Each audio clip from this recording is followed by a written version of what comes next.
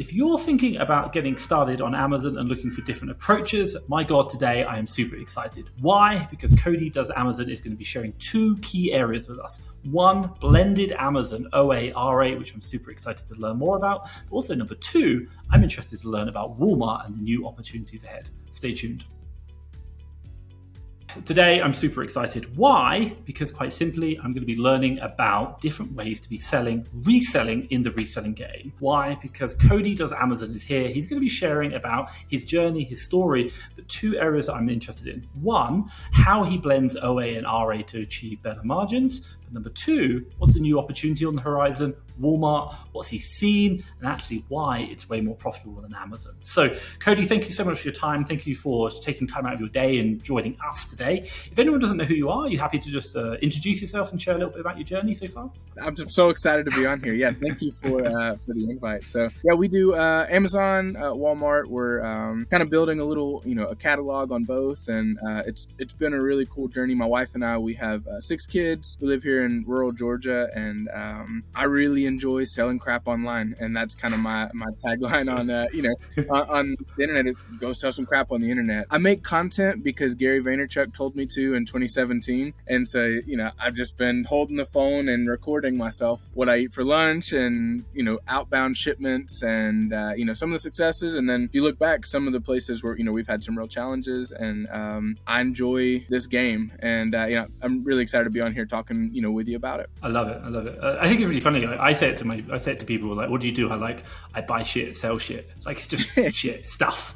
But it's really good. And I like the Gary Vee thing. Well, we'll probably talk about it later, but he talks about document the journey, document, don't create. And I think it's a really important point. And I've interviewed so many people on this channel where I'm like, why do you do the social media side? Because my God, man, stop sharing on Instagram, start hustling on your business. But let me ask you that question. Why do you do the social media side? Yeah, I started because I'll never forget my boss. I was working a 9-to-5 in the insurance industry, and my boss came and showed me a Gary Vaynerchuk video, and he said, this is inspiring. It was like, go and do, and it was exciting. Well, at the end, he talked about selling stuff from garage sales on eBay, and I was like, that's way cooler than insurance. And so I ended up quitting that job later to go full time as a reseller. And long story short, just following Gary Vaynerchuk's advice, and his other advice is, like you said, document, don't create. Start to share their journey. And along the way, I've realized that there's so much opportunity with reselling, with e-commerce. I came from the projects. I came from very, very poor background, and $500 or $1,000 extra a month would have changed my life, would have changed my family's life. And so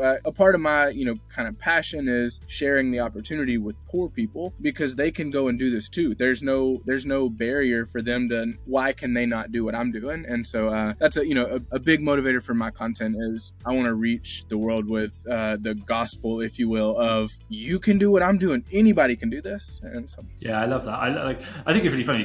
Two things. Number one is the fact that massive respect for you. You've watched the Gary Vee, and what's funny is your boss showed it to you and you quit. So he's the reason why you lost you, which is great. But number one is the fact that you watched it and you were inspired, but then you took action off that inspiration, which I think is a really key point. Be inspired, fantastic, but you've got to take action. That's one of the underlying messages of entrepreneurship. But I think also number two is the fact that the one thing I really love about this business model is the fact that it's so easy to understand. Someone can show you an Amazon listing right now for $20 and show you a Walmart listing for $10 and say, buy it here, sell it here. It just makes sense. And I love that. And that's what I love about it, because buying one product for 10, selling for 20, you're not going to get rich. Do it enough times, you actually start to earn money. And like you said, making 500, making $1,000 is so powerful. And again, it's a game. You're building it. You're building a system. You're building a house, and you're building an education in the world. I think it's absolutely amazing.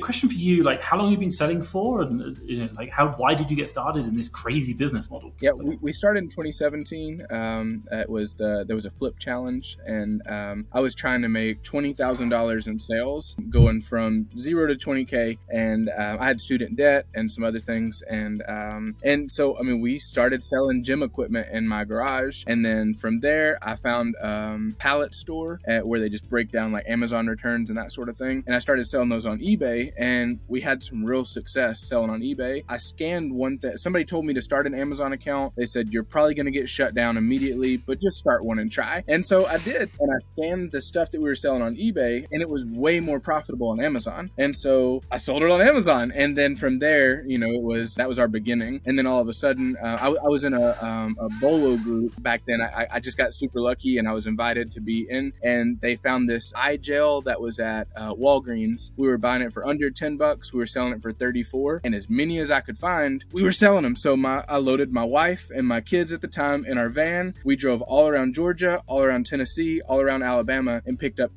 we had mountains of this stuff. And there's like an emotional moment where you pick something up, or you put it on Amazon, you say, I have 37 of them, and then it's just like ding, ding, ding, and they all sell, and changed my life. Like I could never go back to a 9-to-5 after that experience. And then from there, we just kept growing. We kept finding more products like that. We kept building and growing out the catalog. And so that's kind of where, how we got to where we are today. Oh my God. So 2 things. First things first, what's a Bolo group? I know what it is, but if anyone's watching, what does that mean? And you run one as well, don't you? So what is it? I do.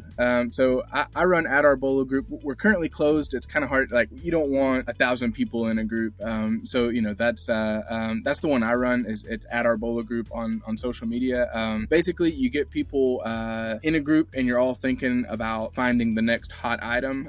And then as it matures, it's not so much about finding some crazy opportunity as it is just every day just hammering away 10 or 20 great OA leads, or just a lead group. You're finding stuff, like you said, that you can buy for 10, sell for 20, and you just kind of put a system in place. And we hired a virtual staff member that is now, her full-time job is just sourcing great inventory for the Bolo group and for my operation. So Bolo group changed my life. There are good ones, there are bad ones. I've been in both, and I think that in the beginning, if you're saying I don't know what to buy, you should join a group like that, because $30-$40 a month, you're almost guaranteed to make your money back if it's worth its salt. So. Yeah, agreed. And also, if you don't know what to buy, even the one, some of the Bolos aren't that great, majority are going to give you a good indication of where you should be going. The Amazon catalog's huge.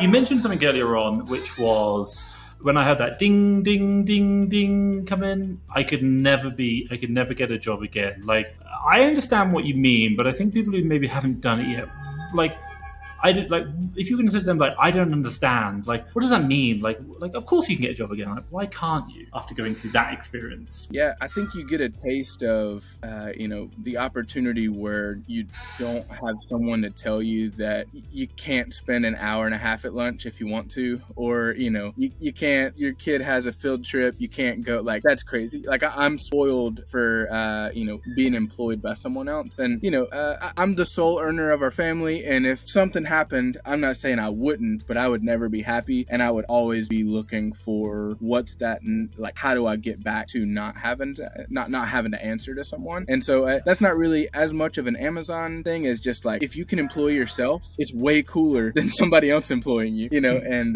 that's my experience. So the idea of not being able to take an afternoon nap if I want to, or to or on the other side, if I want to work all night long, sometimes I get super inspired and I want to go and just chip away at the opportunity. I'm paid for that. Like that I can make. I don't have to ask somebody, can I please get paid overtime? I have the DNA of somebody who wants to get after it.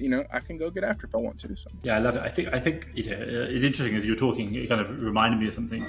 And again, it's a realization. It's a realization of the opportunity available to you.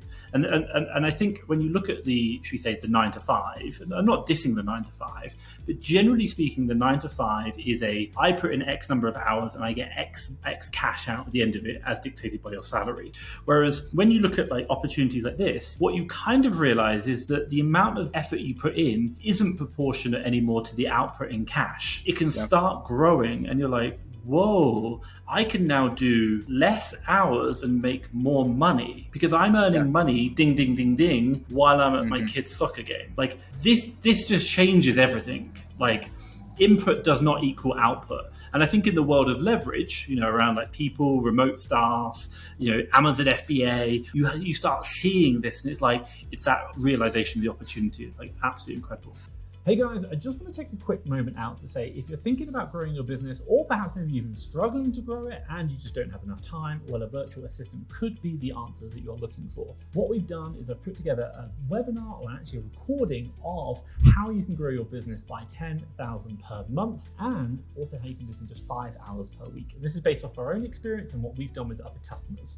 Now, if you're interested, have a look at the link down below in the description. This is going to be really simply, it's going to be virtual assistant 10,000 per month, and I'm just going to document and I'll talk you through the exact numbers and everything that you need to know in that recording. So check that out.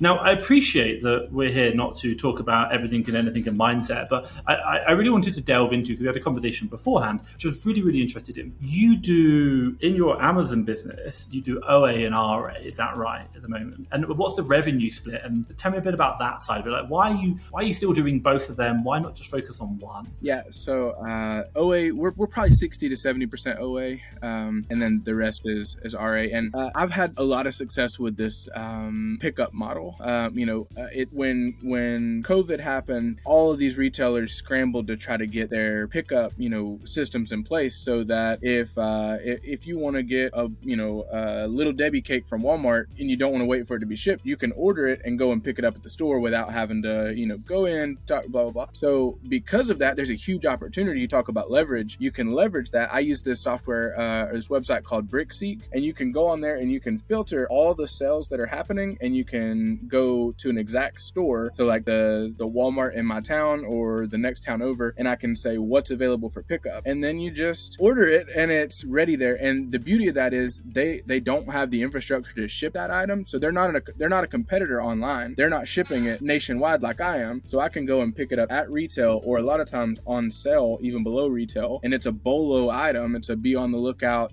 hot resale item. I go and pick it up, and I'm already paid to be there, so why not, I'm there already, why not walk down the clearance aisle and see what else, see what else I can find, to source some more inventory. And then another part of it is, I run the group, and so I have a hard time saying no to a home run opportunity. So I'll find that opportunity, and then why not go and pick it up if it's a home run and there's not, a huge amount of effort to pick it up. No, I love that. I think, I think the interesting thing is, because when we look at the models, RA is great, but it's a bit of a pain. You're going to go to a store, you don't know if you're going to find any profit, right. But it's generally more profitable. But when you look at the OA model, go online, it's great, but your competition's a lot higher, because if you can find it, everyone in the whole country can find it, including me. Right. I'm outside the country, and all my staff in the Philippines.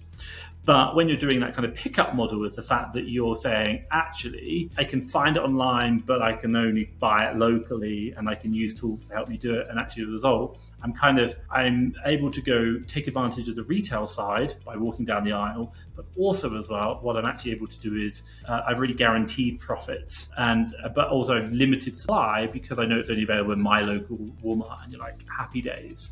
And right. You mentioned, obviously, you're part of a group. Do you in your group, do you share that information with other people if it's available in their local Walmarts? Yep. So I there's not a lot that I don't share. There's maybe, and people say, you're crazy. Why don't share everything? And there've been a couple things that it's just not a big enough opportunity, and so those don't get shared. But we put out 100+ quality leads a week in my group, and we're killing it. We've got that system down pat, and I don't mean to brag, but we've been doing it for, I guess, 2 years now, something like that. And we've gotten better every single month. And now, there's so much opportunity everywhere. It's not that hard to find that and put it up. And so, yeah, if I find, there was one the other day, I found on Brickseek. I was able to do a pickup. I got 9 units at that Walmart, and then immediately I'm sharing. And maybe that hurts me somehow, but also those people that are in the group, they're grateful. And so they'll put a lead back in, they'll put there's a contributor set up, so they can, if they find something in their Walmart, they put back up. And so like kind of group thinking, this opportunity, it's been really good for us. I promise I'm not just trying to pimp out my group on here, but it makes, if I were starting brand new and didn't know anybody and didn't know anything, I would immediately DM 12 other successful resellers every single day. And I would be like, I found this at Walmart. What do you think about this? I would put that value out there, because when you add value to other people, they want to reciprocate, and then you form a relationship, and then there's a lot of power in that. It's really interesting. Like I say it to people, people who just get started, one of the bits of advice is like, go wide, not deep on your products. So like buy a very few of lots of them, because you will make mistakes.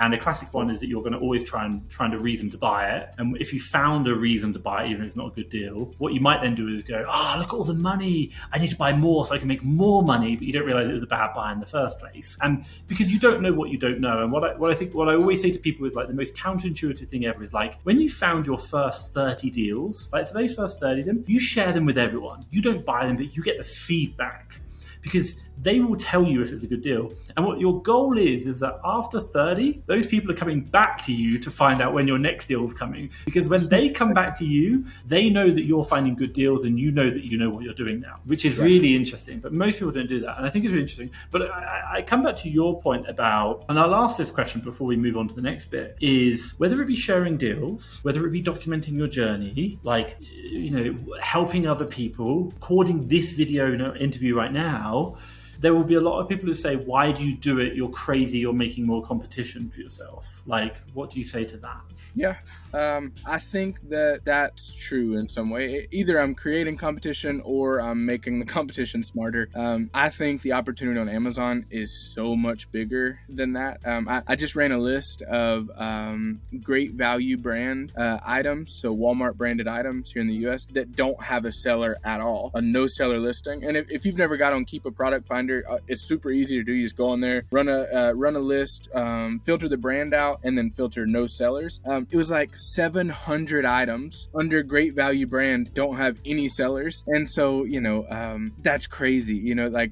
I think in every brand there are opportunities like that. And, if you happen upon a no seller listing, you've hit a home run a lot of times, because there's no competition. And so I share that to say, whether it be private label, arbitrage, wholesale, I don't think we've gotten anywhere near the level where it's so saturated that it's not worth networking about.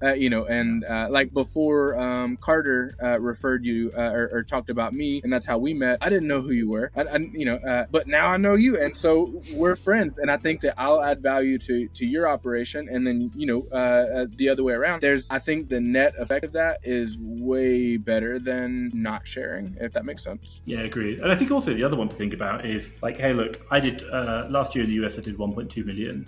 Amazon grew by probably an extra 10% last year, which is probably like $500 million or something, or $1 billion. I don't know. My 1 million was like nothing to them, like literally nothing.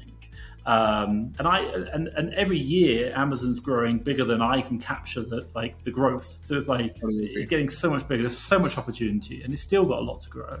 What's the goal? Where are you going? No one there isn't answers, and the Walmart's changing is a nightmare. So tell me about some of the nightmares that you've had, or the problem. Amazon FBA, same thing for Walmart. Does it exist? What are some key metrics? And let's talk about quantifiables where you're like, if you are here, Walmart's a good choice, but if you are not here, then stay Amazon FBA. What does that look like? What advice can you share?